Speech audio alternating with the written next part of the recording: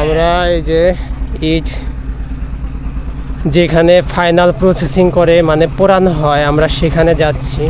এই যে ঝুঁকিপূর্ণ একটা সিঁড়ি বাঁশ দিয়ে তৈরি, আমরা উঠলাম। এই যে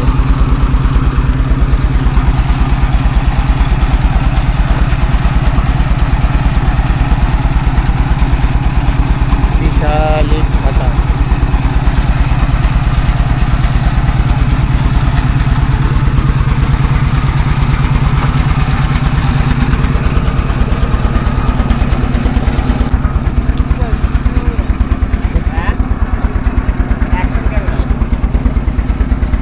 ভাই ভিডিও করলে সমস্যা আছে না? একটু ভিডিও করি।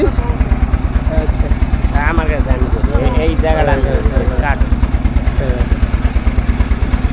এই যে এখানে এই যে মুখ দেখা যাচ্ছে এখান দিয়ে। হ্যাঁ কি বল? এটা মুখ দিয়ে কয়লা দেয় না?